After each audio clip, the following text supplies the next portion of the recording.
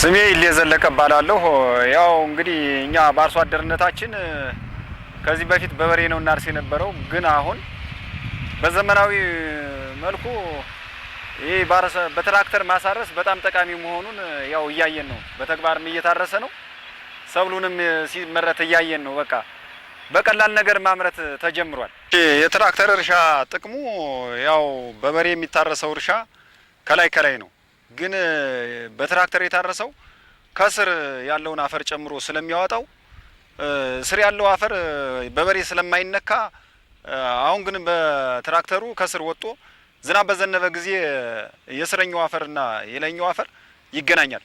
የውሃ ስርገትንም ያመጣል።